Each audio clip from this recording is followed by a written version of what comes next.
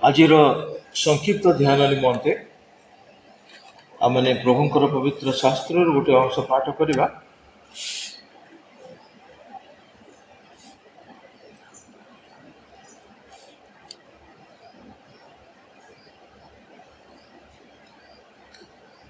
ଆମେମାନେ 3 ପଦରୁ ପଢ଼ିବା।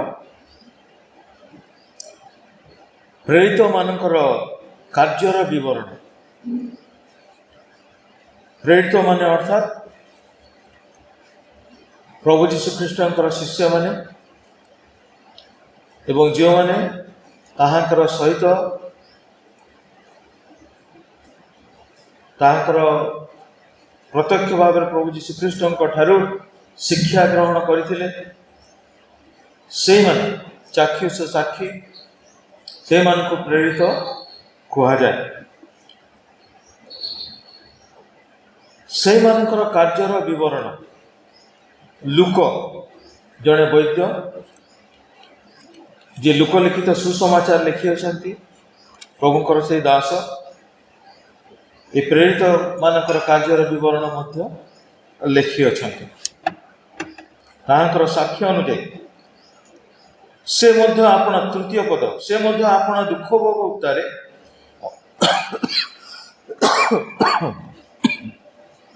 ଅନେକ ପ୍ରମାଣ ଦ୍ୱାରା ନିଜକୁ ସଜୀବ ଦେଖାଇଲେ। ପ୍ରଭୁ ଯୀଶୁଖ୍ରୀଷ୍ଟଙ୍କ ବିଷୟରେ ଲେଖାଯାଏ। ସେ ଅର୍ଥାତ୍ ପ୍ରଭୁ ଯୀଶୁଖ୍ରୀଷ୍ଟ। ପ୍ରଭୁ ଯୀଶୁଖ୍ରୀଷ୍ଟ ଆପଣା ଦୁଃଖ ଭୋଗ ଉତ୍ତାରେ ଅନେକ ପ୍ରମାଣ ଦ୍ୱାରା, କେବଳ ଦୁଃଖ ଭୋଗ ନୁହେଁ, ଦୁଃଖ ଭୋଗ ପରେ ତାଙ୍କର ମରଣ, ତାପରେ ତାଙ୍କର ପୁନରୁତ୍ଥାନ ପରେ ନିଜକୁ ସଜୀବ ଦେଖାଇଲେ। ପୁଣି 40 ଦିନ ପର୍ଯ୍ୟନ୍ତ ବାରମ୍ବାର ସେମାନଙ୍କୁ ଦର୍ଶନ ଦେଲେ। ଈଶ୍ୱରଙ୍କର ରାଜ୍ୟ ସମ୍ବନ୍ଧୀୟ ବିଷୟ ଗୁଡ଼ିକ କହିଲେ।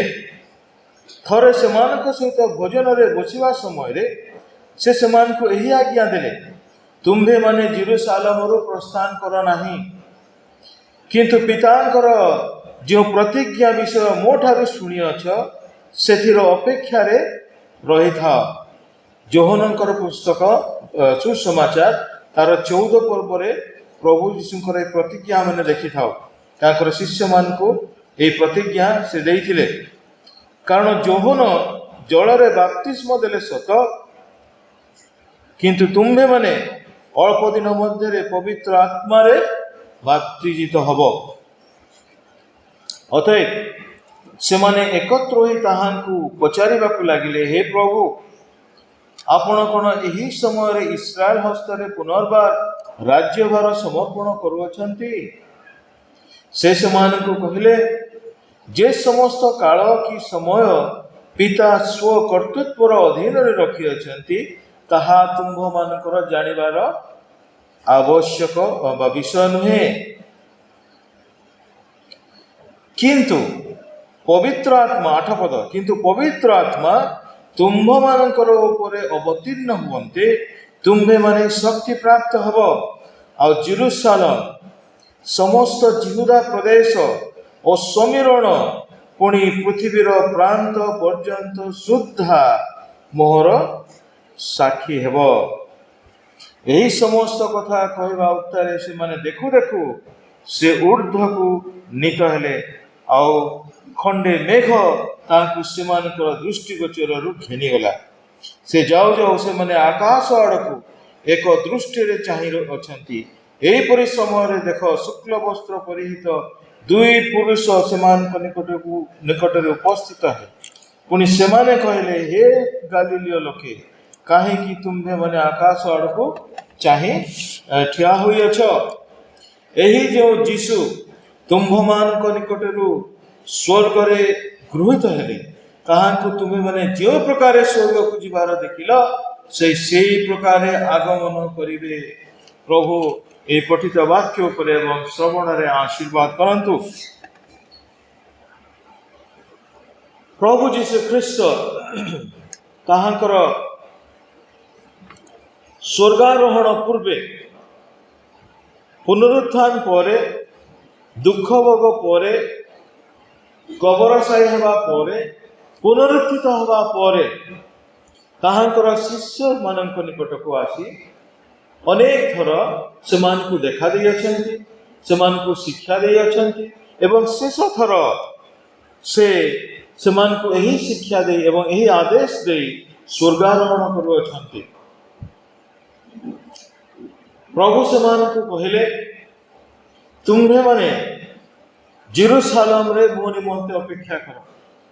କେଉଁ ସ୍ଥାନରେ? ଜେରୁସାଲେମରେ। ତୁମେ ଏହି ସ୍ଥାନରୁ ଯାଅ ନାହିଁ। ସେହି ସମୟରେ ଶିଷ୍ୟମାନଙ୍କର ନିମନ୍ତେ ଗୋଟିଏ ତାଡ଼ନାର ସମୟ ଥିଲା, ଦୁଃଖର ସମୟ ଥିଲା, ଭାଙ୍ଗିଯିବାର ସମୟ ଥିଲା।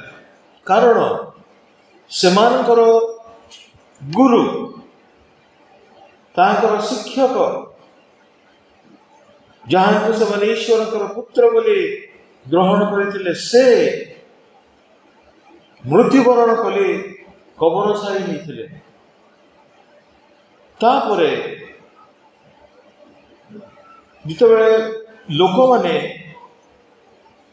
ଯେଉଁମାନେ ପ୍ରଭୁ ଯୀଶୁଙ୍କର ଆଶ୍ଚର୍ଯ୍ୟ କର୍ମ ସବୁ ଦେଖି ପ୍ରଭୁଙ୍କର ଅନୁଗମନ କରୁଥିଲେ, ଏହି ପ୍ରକାର ଅନେକ ଲୋକ, ପ୍ରାୟ ସମସ୍ତ ଲୋକ ଆଜି ପ୍ରଭୁ ଯୀଶୁ ଖ୍ରୀଷ୍ଟଙ୍କର ସହିତ ନାହାନ୍ତି। ଆଜି ସାରା ଜଗତ ପ୍ରଭୁ ଯୀଶୁ ଖ୍ରୀଷ୍ଟଙ୍କର ବିରୁଦ୍ଧରେ। ଶିଷ୍ୟମାନେ କିନ୍ତୁ ପ୍ରଭୁ ଯୀଶୁଙ୍କୁ ଛାଡ଼ି ନାହାନ୍ତି ଏବଂ ପ୍ରଭୁ ଯୀଶୁ ସେମାନଙ୍କୁ ପରିତ୍ୟାଗ କରିନାହାନ୍ତି। ଆଉ ପ୍ରଭୁ ଯୀଶୁ ଖ୍ରୀଷ୍ଟଙ୍କୁ ଜୀବିତ ଦେଖି ସେମାନେ ସେମାନଙ୍କର ବିଶ୍ୱାସରେ ଦୃଢ଼ୀଭୂତ ହେଲେ, ସାହସରେ ସେମାନେ ଆଗେଇ ଗଲେ ଏବଂ ପ୍ରଭୁଙ୍କର କହିବା ଅନୁଯାୟୀ ସେମାନେ ଜେରୁସାଲେମରୁ ଅନ୍ୟତ୍ର ଚାଲି ଯାଉନାହାନ୍ତି। ଆଉ ସେମାନେ ଅପେକ୍ଷା କରି ସେ ସ୍ଥାନରେ ସେମାନଙ୍କ ପାଇଁ ତାଡ଼ନା ଅଛି। ପରବର୍ତ୍ତୀ ସମୟରେ ଯାକୋବଙ୍କୁ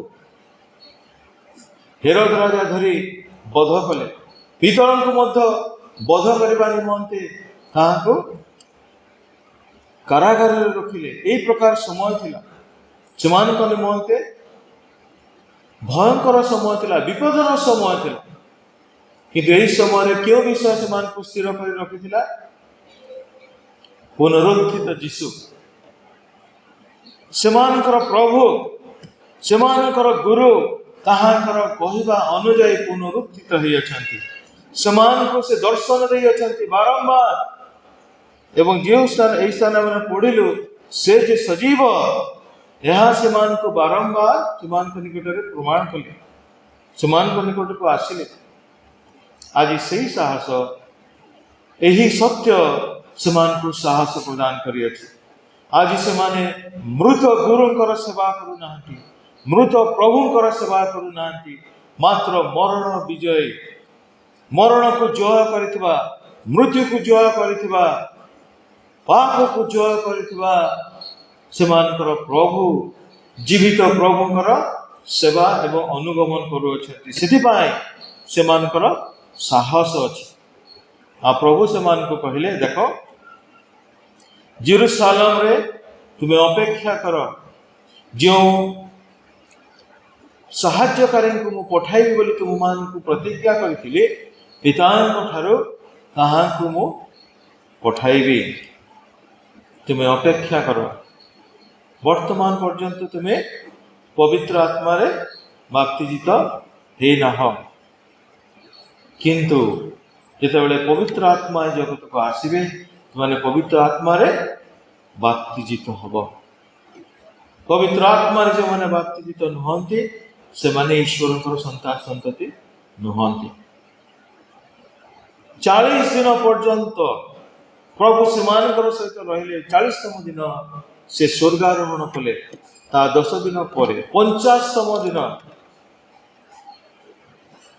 ଜିହୁଦୀମାନଙ୍କର ସେ ପେଣ୍ଟିକଷ୍ଟ ପର୍ବ ଥିଲା। ପେଣ୍ଟିକଷ୍ଟ ମାନେ 50ତମ ଦିନ। ଆଉ ସେହି ପର୍ବ ନିମନ୍ତେ ପୃଥିବୀର ବିଭିନ୍ନ ପ୍ରାନ୍ତରେ ଥିବା ଜିହୁଦୀ ଭାଇ ଭଉଣୀମାନେ ସେମାନେ ଏକତ୍ରିତ ହୋଇଥିଲେ ଏହି ଉତ୍ସବ ପାଳନ କରିବା ନିମନ୍ତେ, ଏହି ପର୍ବ ପାଳନ କରିବା ନିମନ୍ତେ। ଏହିପରି ସମୟରେ ଶିଷ୍ୟମାନେ ସେ ଉପର କୋଠରୀରେ ପ୍ରାର୍ଥନା କରୁଥିବା ସମୟରେ ପବିତ୍ର ଆତ୍ମା ସେମାନଙ୍କର ଉପରେ ଅବତୀର୍ଣ୍ଣ ହେଲା। ଏହି ପବିତ୍ର ଆତ୍ମାଙ୍କର ଅବତୀର୍ଣ୍ଣ ହେବାକୁ ପ୍ରଭୁ ଯୀଶୁ କହିଲେ, ତୁମେମାନେ ଅପେକ୍ଷା କର, ତୁମେମାନେ ଅପେକ୍ଷା କର। 8 ପଦ, କିନ୍ତୁ ପବିତ୍ର ଆତ୍ମା ତୁମମାନଙ୍କ ଉପରେ ଅବତୀର୍ଣ୍ଣ ହୁଅନ୍ତେ ତୁମ୍ଭେମାନେ ଶକ୍ତି ପ୍ରାପ୍ତ ହବ। ତାପରେ ତୁମ୍ଭେମାନେ ଜେରୁସାଲେମରେ, ସମସ୍ତ ଜିହୁଦାରେ ଏବଂ ସମୀରଣରେ ଏବଂ ସମସ୍ତ ପୃଥିବୀର ପ୍ରାନ୍ତ ପର୍ଯ୍ୟନ୍ତ ତୁମ୍ଭେମାନେ ମୋର ସାକ୍ଷୀ ହେବ। ପବିତ୍ର ଆତ୍ମା ଏ ପର୍ଯ୍ୟନ୍ତ ଏହି ଜଗତକୁ ସମ୍ପୂର୍ଣ୍ଣ ଭାବରେ ରହିବା ନିମନ୍ତେ, ବିଶ୍ୱାସୀ ମାନଙ୍କ ସହିତ ରହିବା ନିମନ୍ତେ ଆସିନଥିଲେ।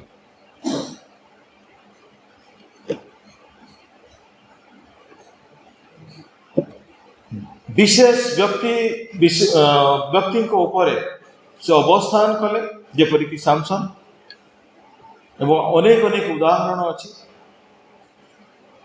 ପବିତ୍ର ଆତ୍ମା ସେମାନଙ୍କ ଉପରେ ଅଧିଷ୍ଠାନ କଲେ ଏବଂ ତାହାଙ୍କର କାର୍ଯ୍ୟ ସାଧନ କରି ସେ ପୁଣି ଫେରିଗଲେ। ସେମାନଙ୍କର ସହିତ ସେ ରହିଲେ ନାହିଁ। କିନ୍ତୁ ପ୍ରଭୁ ଯୀଶୁ ଏକ ପ୍ରତିଜ୍ଞା କଲେ ଯେ, ଦେଖ, ତାହାଙ୍କୁ ମୁଁ ପଠାଉଅଛି ପବିତ୍ର ଆତ୍ମାକୁ, ମୋର ଯିବା ପରେ ସେ ଆସିବେ। ଯୋହନଙ୍କର ଲିଖିତ ସୁସମାଚାର ତାର 14 ପର୍ବ 26 ପଦରେ ଏହିପରି ଲେଖାଯାଏ, ପ୍ରଭୁ ଯୀଶୁ କହୁଅଛନ୍ତି ତାଙ୍କର ଶିଷ୍ୟମାନଙ୍କୁ, କିନ୍ତୁ ସେହି ସାହାଯ୍ୟକାରୀ ଅର୍ଥାତ୍ ଯେଉଁ ପବିତ୍ର ଆତ୍ମାଙ୍କୁ ପିତା ମୋ ନାମରେ ପ୍ରେରଣ କରିବେ, ସେ ତୁମ୍ଭମାନଙ୍କୁ ସମସ୍ତ ବିଷୟ ଶିକ୍ଷା ଦେବେ, ସମସ୍ତ ସତ୍ୟ ଜ୍ଞାତ କରାଇବେ, ଆଉ ମୁଁ ତୁମ୍ଭମାନଙ୍କୁ ଯାହା ଯାହା କହିଅଛି ସେହି ସବୁ ତୁମ୍ଭମାନଙ୍କୁ ସ୍ମରଣ କରାଇବେ। ମୁଁ ତୁମ୍ଭମାନଙ୍କୁ ଯାହା ଯାହା କହିଅଛି ଅର୍ଥାତ୍ ମୋହର ଶିକ୍ଷା, ଯେଉଁ ସତ୍ୟ ମୁଁ ତୁମ୍ଭମାନଙ୍କ ଠାରେ ପ୍ରକାଶ କରିଅଛି ତାହା ତୁମ୍ଭମାନଙ୍କୁ ଜ୍ଞାତ କରାଇବେ। ଏହି ଜଗତର ଜ୍ଞାନ ନୁହେଁ କି ତୁମ୍ଭମାନଙ୍କୁ ଆଲୋକିତ କରି, ଜ୍ଞାନରେ ପରିପୂର୍ଣ୍ଣ କରି, ବିଭିନ୍ନ ପ୍ରକାର ଜ୍ଞାନରେ ତୁମମାନଙ୍କୁ ପରିପୂର୍ଣ୍ଣ କରିବେ ଏବଂ ତୁମେମାନେ କଥା କହିବ, ତାହା ନୁହେଁ। ମୁଁ ତୁମ୍ଭମାନଙ୍କୁ ଯାହା ଯାହା ଶିଖାଇଅଛି, ଯେଉଁ ସତ୍ୟ ମୁଁ ତୁମ୍ଭମାନଙ୍କ ଠାରେ ପ୍ରକାଶ କରିଅଛି ତାହା ସେ ତୁମମାନଙ୍କୁ ଜଣାଇବେ।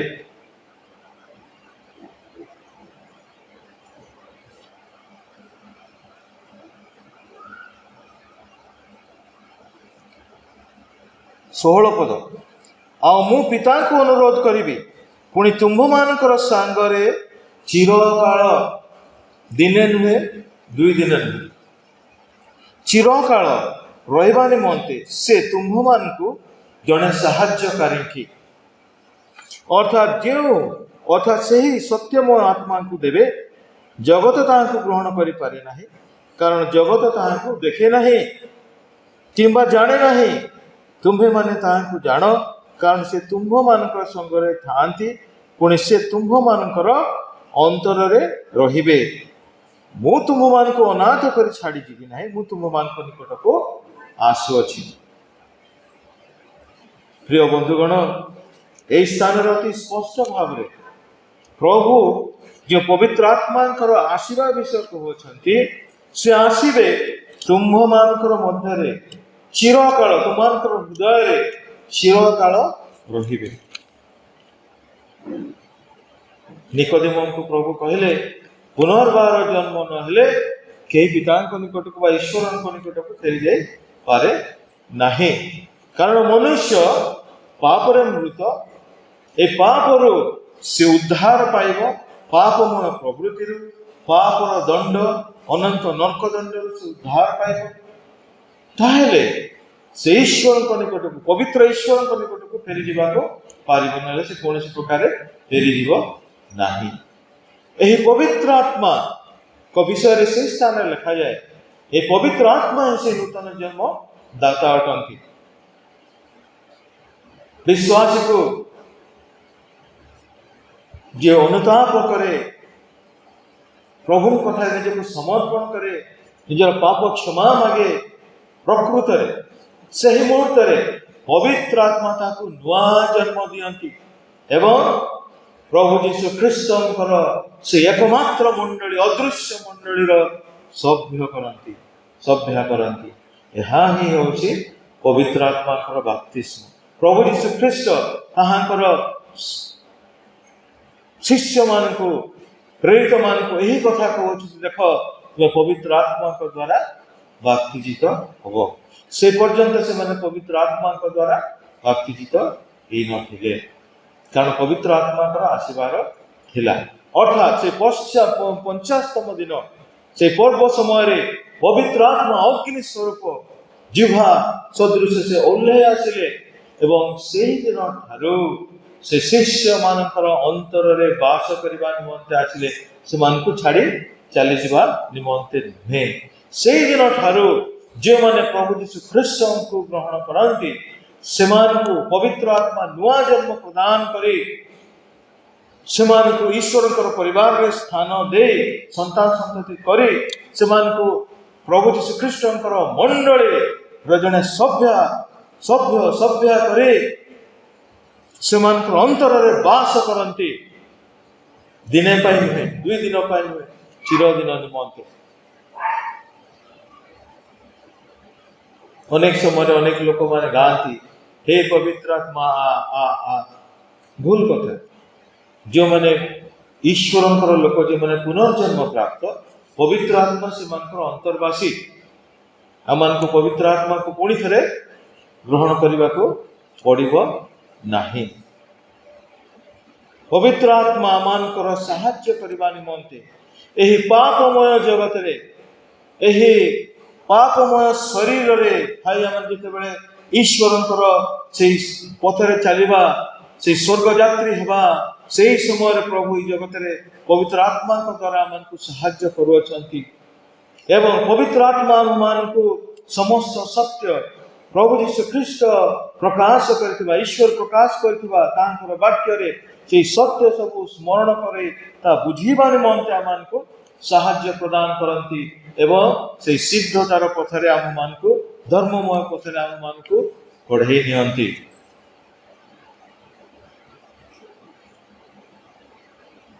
पंचाशतम दिन पवित्र आत्मा प्रत्यक्ष भाव शिष्य शिष्य मान अधिष्ठान कले किंतु तापर आउ 4 थर मैंने देखा पार्छु पवित्र आत्मा अवतरण करवा जो मैंने पवित्र आत्मा को प्राप्त थे जो मैंने पुनर्जन्म प्राप्त थे से पवित्र आत्मा अवतरण करना किंतु जो मैंने प्रभु को ग्रहण कले विजातीय माने जिहुदीय लोक माने से माने चिंता करुले पितर मत अनेक दिन पर्यंत यही भ्रांत धारणा रही से माने भावुले जे केवल इस्राएल निमंते परित्राण उपस्थित अन्य मान निमंते नुहे किंतु इस्राएल माध्यम द्वारा इस्राएल में से दाऊद संतान प्रभु यीशु ख्रीष्ट द्वारा ईश्वर समग्र मानव जाति को उद्धार करने योजना करथिले से प्रभुंकर दास माने दासी माने देखिबे बुझीबा को पारिबे जे नाही यह समस्तंकर निमंते से पवित्र आत्मा विजातीय मान को विजातीय माने जे माने जिहुदी नथिले से माने जेतेबेले प्रभु को ग्रहण कले से मानकर ऊपर पवित्र आत्मा अधिष्ठान कले प्रत्यक्ष भाव द्वारा प्रभुंकर दास दासी मैंने जानिले जे परित्राण केवल जिहुदी मानकर निमंते नुहे समग्र मानव जाति निमंते ताहले एही समय केते थर पवित्र आत्मा आशीर्वाद अधिष्ठान करवा यह प्रत्यक्ष होइथिला जेपरि प्रभुंकर दास दासी मैंने शिखिबे जानिबे एवं बारंबार यह पुनरावृत्ति हेउ नाही किंतु सबु समय से समय ठारू ଯେଉଁମାନେ ପ୍ରଭୁ ଯୀଶୁ ଖ୍ରୀଷ୍ଟଙ୍କୁ ନିଜର ତ୍ରାଣକର୍ତ୍ତା ଭାବରେ ଗ୍ରହଣ କରନ୍ତି, ତାଙ୍କଠାରେ କ୍ଷମା ପ୍ରାର୍ଥନା କରନ୍ତି, ସେ ଇସ୍ରାଏଲୀୟ ହେଇଥାଉ ବା ବିଜାତୀୟ ହେଇଥାଉ ବା ପୃଥିବୀର ଯେକୌଣସି ଲୋକ ହେଇଥାଉ, ପବିତ୍ର ଆତ୍ମା ତାହାକୁ ପୁନର୍ଜନ୍ମ ଦିଅନ୍ତି ଏବଂ ଈଶ୍ୱରଙ୍କର ପରିବାରରେ ସ୍ଥାନ ଦିଅନ୍ତି ଏବଂ ତାହାକୁ ଶକ୍ତି ପ୍ରାପ୍ତ କରନ୍ତି। ପ୍ରେରିତମାନଙ୍କୁ ପ୍ରଭୁ କହିଲେ, ତୁମେ ଶକ୍ତି ପ୍ରାପ୍ତ ହବ ପବିତ୍ର ଆତ୍ମାଙ୍କ ଦ୍ୱାରା ଏବଂ ସାରା ଜଗତରେ ମୋର ସାକ୍ଷୀ ହେବ। କିନ୍ତୁ ପ୍ରଥମରେ ଜେରୁସାଲେମରେ, ତାପରେ ଜିହୁଦା ପ୍ରଦେଶ ଚାରିଆଡ଼େ, ଅର୍ଥାତ୍ ଜେରୁସାଲେମ ଜିହୁଦା ପ୍ରଦେଶ ମଧ୍ୟରେ ଥିଲା, ତାପରେ ସମୀରଣ ଥିଲା ନିକଟବର୍ତ୍ତୀ ବା ପ୍ରତିବାସୀ ଦେଶ, ତାପରେ ସାରା ପୃଥିବୀରେ। ପ୍ରଭୁ ଯୀଶୁଙ୍କର କହିବାର ଅର୍ଥ ଥିଲା, ତୁମେ ଯେଉଁ ସ୍ଥାନରେ ଅଛ ସେହି ସ୍ଥାନରେ ମୋର ସାକ୍ଷୀ ହେବ। ଆମେମାନେ ନଦୀରେ ବା ସ୍ଥିର ଥିବା ଗୋଟିଏ ପୋଖରୀରେ ଯାଇ ଗୋଟିଏ ମଝିକୁ ପଥର ଫୋପାଡ଼ିବା, ଛୋଟ ଗୋଟିଏ ଗୋଡ଼ି ପକାଇଦେବା, ଦେଖିବା ଯେଉଁଠି ଗୋଡ଼ି ପଡ଼ିବ ଟୁକ୍ କରି ତାହା ତଳକୁ ଚାଲିଯିବ, କିନ୍ତୁ ସେହି ସ୍ଥାନରେ ତରଙ୍ଗ ଆରମ୍ଭ ହେବ ଗୋଲ ଗୋଲ, ଆଉ ଧୀରେ ଧୀରେ ଧୀରେ ସେହି ତରଙ୍ଗ ସେହି ସ୍ଥାନକୁ ବ୍ୟାପି ବ୍ୟାପି ବ୍ୟାପି ବ୍ୟାପି କୂଳ ପର୍ଯ୍ୟନ୍ତ ଚାରିଆଡ଼େ ବ୍ୟାପିଯାଏ। ଠିକ୍ ସେହି ପ୍ରକାର ଭାବରେ ପ୍ରଭୁ ଯୀଶୁଙ୍କର ଉଦ୍ଦେଶ୍ୟ ଥିଲା ଶିଷ୍ୟମାନଙ୍କର ନିମନ୍ତେ, ତୁମେ ଯେଉଁ ସ୍ଥାନରେ ଅଛ ମୋର ନିମନ୍ତେ ସାକ୍ଷୀ ହୁଅ। କାହାର ସାକ୍ଷୀ ହେବ? ତୁମେ ଯେଉଁ ପରିତ୍ରାଣ ପାଇଅଛ, ପରିତ୍ରାଣ କର୍ତ୍ତା ତୁମର ପରମେଶ୍ୱରଙ୍କ ପ୍ରଭୁଙ୍କର, ପ୍ରଭୁ ଯୀଶୁଙ୍କର, ତାହାଙ୍କର ନିମନ୍ତେ ସାକ୍ଷୀ, ତାହାଙ୍କୁ ପ୍ରଚାର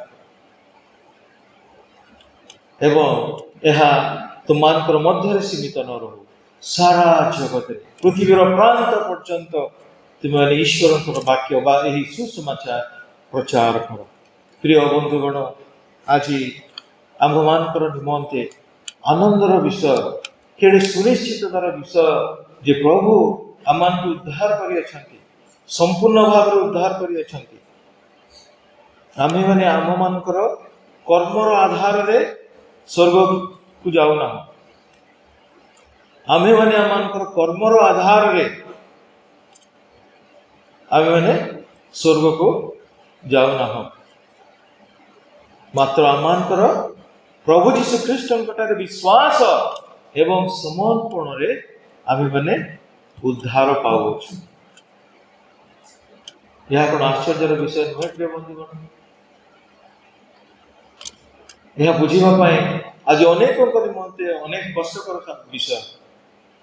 ଅଧିକାଂଶ ବ୍ୟକ୍ତି ସେମାନେ ବୁଝିପାରନ୍ତି ନାହିଁ। ହଁ, ମୁଁ ଗିର୍ଜା ଯିବି, ମୁଁ ପ୍ରାର୍ଥନା କରିବି, ଉତ୍ତମ ଜୀବନ ଯାପନ କରିବି, ଦାନ ଧର୍ମ କରିବି, ଏଥିରେ ମୁଁ ଉଦ୍ଧାର କରିବି, ଶେଷ ପର୍ଯ୍ୟନ୍ତ ମୁଁ ଲାଗି ରହିବି, ପ୍ରଭୁ ଯୀଶୁ ଆସିବେ, ଦ୍ୱିତୀୟ ଆଗମନ ହବ। ଜଣେ ଭାଇ, ମୁଁ ଭୋଜି ଖାଇବାକୁ ଯାଇଥିଲି ଏଇ ଗୋଟେ ସପ୍ତାହର କଥା। ସେଇ ସ୍ଥାନରେ ଜଣେ ଭାଇ ଆସିଲେ, ଏ ବାବୁ, ତୁମର ମଣ୍ଡଳୀରେ ଲୋକମାନଙ୍କୁ ତୁମେ ଦ୍ୱିତୀୟ ଆଗମନ ନିମନ୍ତେ ପ୍ରସ୍ତୁତ କରୁଛ ନା ନାହିଁ? ମୁଁ କହିଲି, ଭାଇ, ତମେ ଯଦି ତମର ଜୀବନ ଯଦି ଆଜି ଚାଲିଯାଏ, ତାହେଲେ ତୁମେ ଦ୍ୱିତୀୟ ଆଗମନକୁ କ'ଣ କରିବ? କି ପ୍ରକାର ପ୍ରସ୍ତୁତି ତୁମେ ଚିନ୍ତା କରୁଅଛ? ଅନେକ ଭାଇ ଭଉଣୀମାନେ ଈଶ୍ୱରଙ୍କର ବାକ୍ୟକୁ ସମ୍ପୂର୍ଣ୍ଣ ଭାବରେ ନ ବୁଝି ଭାବ ପ୍ରବଣ ହେଇଯାଆନ୍ତି। ହଁ, ଆମେ ଏମିତି କରିବା, ସେମିତି ଲାଗି ରହିବା ପ୍ରଭୁଙ୍କ ଠାରେ। ଆମେ ଯଦି ଲାଗି ରହି ଉତ୍ତମ କର୍ମ ଦ୍ୱାରା ଏବଂ ଆମକୁ ଶେଷ ପର୍ଯ୍ୟନ୍ତ ସିଦ୍ଧ ହୋଇପାରିବା, ତାହେଲେ ପ୍ରଭୁ ଯୀଶୁଙ୍କର ଆସିବାର ଆବଶ୍ୟକତା ନଥିଲା।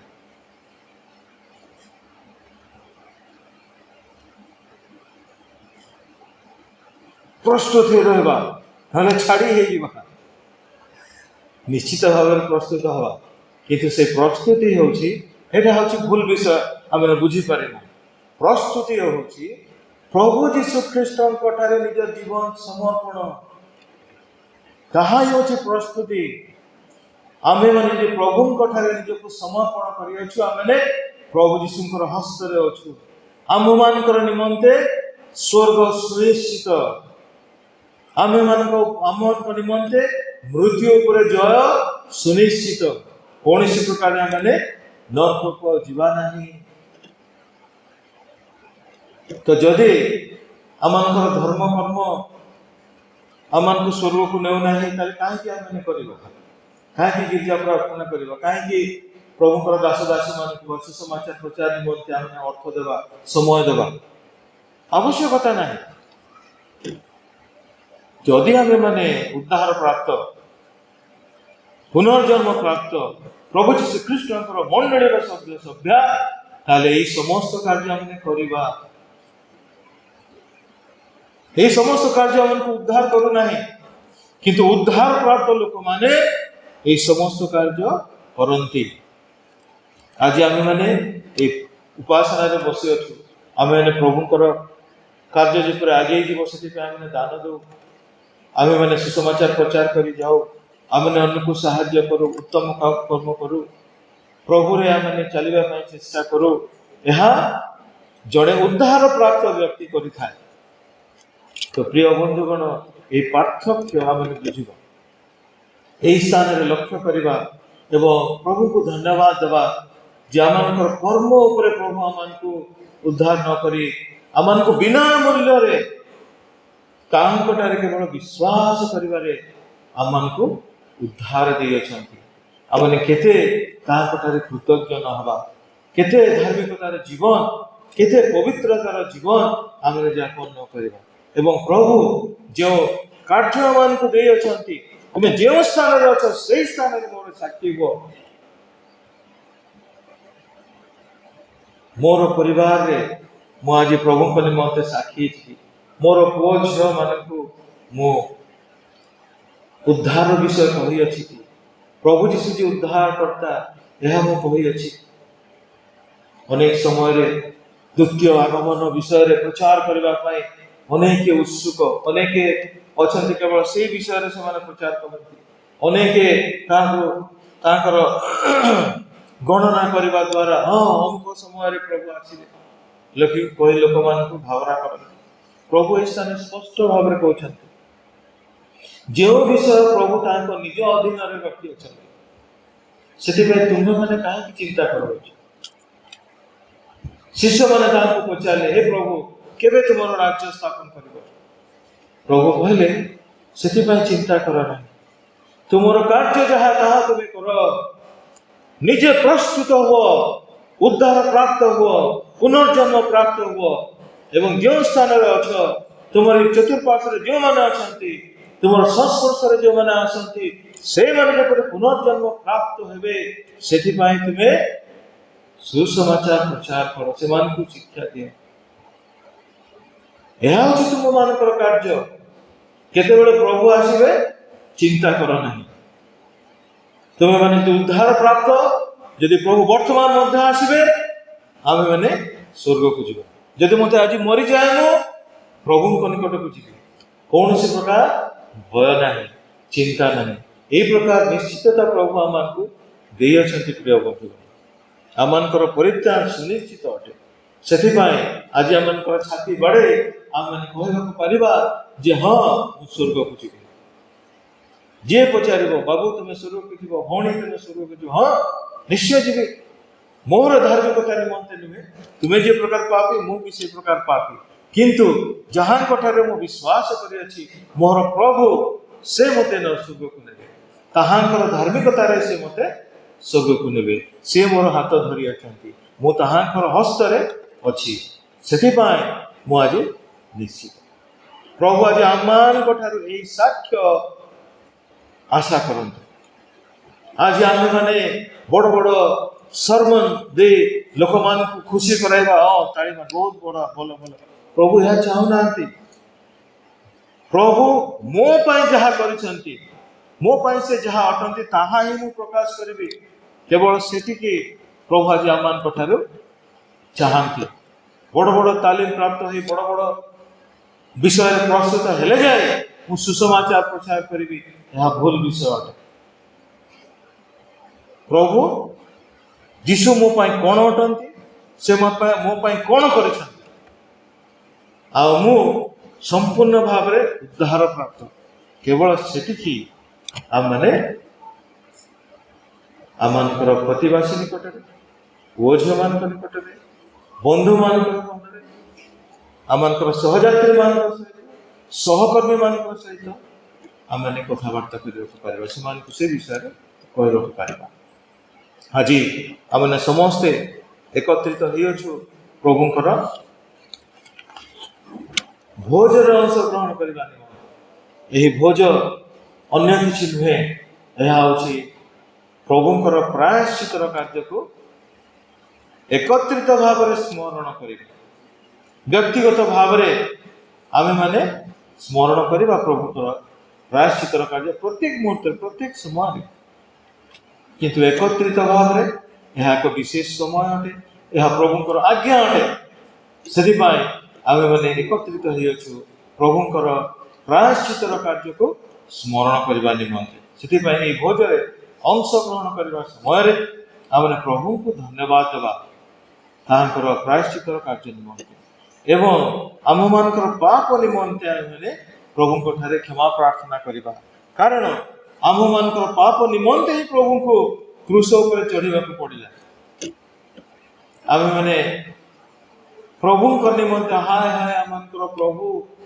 क्रूस पर चढ़ी गले केते दुख 40 दिन पर्यंत तुम्हें दुख कर प्रभु ताहा आम मान को कहना मो निमंते दुख कर ना निज निमंते दुख कर तुम संतान संतति मान निमंते दुख कर जो पाप निमंते प्रभु को क्रूस पर चढ़ा पड़ा से पाप को मुझे प्रेम करुच्ची से पाप आज बुड़ी रही अच्छी से दुख करी से क्रंदन करी एवं मोर पाप को छाड़ी प्रभु निकट को आसबि प्रभु यह मान आशा कर